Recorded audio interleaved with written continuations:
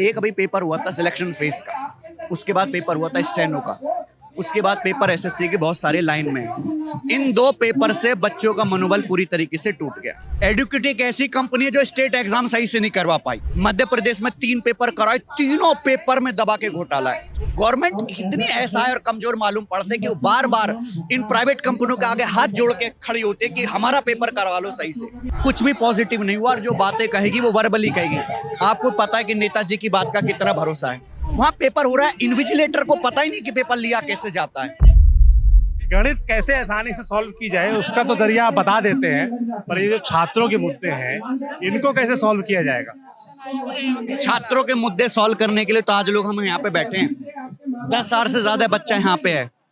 एक आह्वान पे एक दिन के भीतर ही बच्चा आया, और ये बच्चा ऐसा नहीं कि बहुत दूर दूर से आए हों, ज्यादातर बच्चे नजदीक के ही हैं।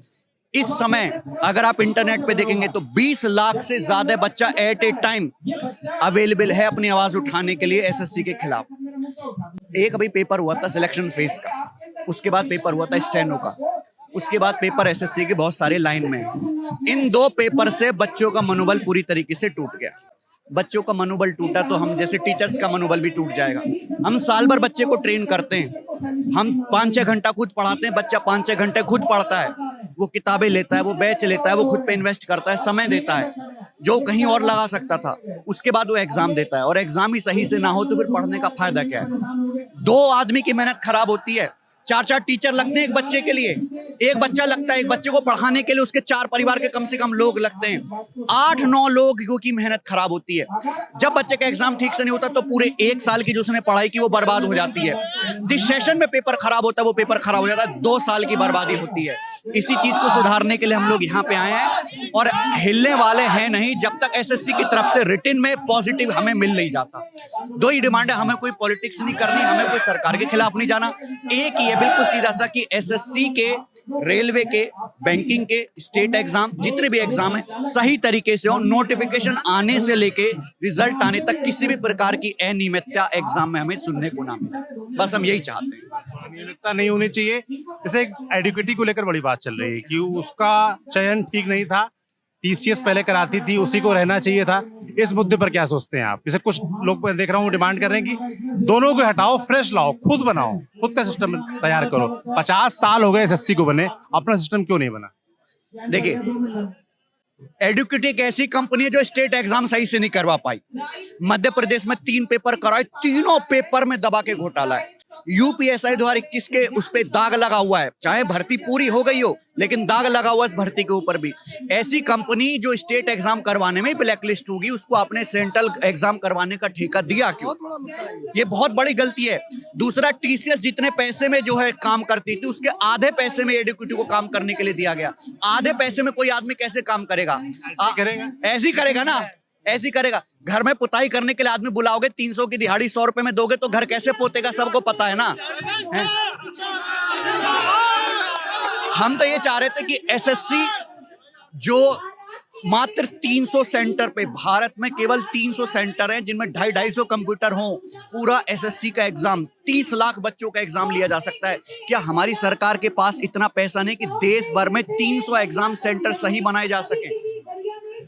मैंने कैलकुलेशन भी करी तो मात्र 600-700 करोड़ रुपए का खर्चा है, जो अगर गवर्नमेंट एक बार कर दे वो एसएससी का भी और रेलवे का भी एग्जाम खुद से करवा सकती है। गवर्नमेंट इतनी ऐसा है और कमजोर मालूम पड़ते कि वो बार बार इन प्राइवेट कंपनियों के आगे हाथ जोड़ के खड़ी होती है कि हमारा पेपर करवा लो सही से।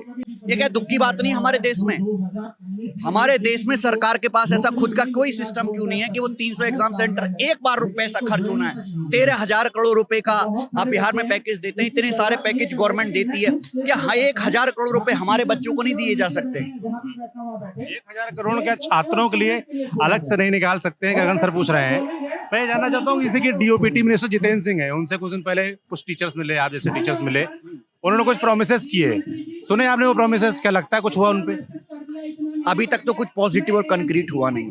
अगर कुछ पॉजिटिव होता, क्योंकि इस बात को भी 10 दिन से ज्यादा बीत गए, तो हम यहाँ इस तरीके से नहीं बैठे होते। ये बालक ऐसे मिट्टी में नहीं बैठे होते, ये बालक भटक नहीं रहे होते, हम पढ़ा रहे होते। फिर एग्जाम होने वाला है, वो बच्चे लाइब्रेरी में होते और हम अपने स्टूडियो में पढ़ा रहे होते।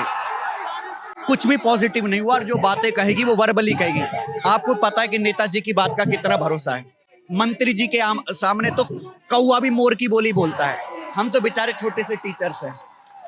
तो जब तक रिटिन में नहीं मिल जाता, जब तक एडुकेटी का कुछ कर नहीं देते, या तो एसएससी अपना खुद का सिस्टम बनाए, या इतना पैसा एक बच्चे को पर खर्च किया जाए कि हर एक सेंटर पे अगर 10 एडुकेटी कंपनी के लोग हैं तो 20 कम से कम एसएससी की तरफ से ऑफिशियल्स पहुंचे, तब पेपर ठीक से हो। वहां पेपर हो रहा है, इन्विजिलेटर को पता ही नहीं कि पेपर लिया कैसे जाता है, किस तरीके से पेपर होगा। और ये कोई ऐसा पेपर छात्र सवाल उठा दें तो बॉडीगार्ड आ जा रहे हैं। हाँ, बच्चों को पीटने के लिए।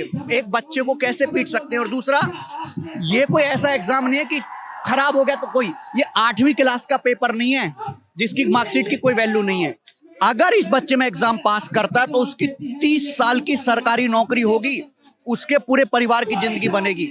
अगर उसकी जगह किसी गलत बच्चे को सीट मिलती है तो हमने एक बच्चे के कैरियर का कत्ल कर दिया सरकार की आंखों के सामने। इससे बड़ा गुनाह हो ही नहीं सकता। तो कब तक चलेगा आंदोलन? आंदोलन तब तक चलेगा जब तक एसएससी की वेबसाइट पे ऑफिशियल नोटिस नहीं आ जाएगा कि हाँ जी हमारे पास बात पहुंच गई, एडुकेटी का हम सही सिस्टम करेंगे, इसको हटा के नया वेंडर लाएंगे, या हम ये सुधार करेंगे, रिटिन में आपको लिख के दे रहे हैं।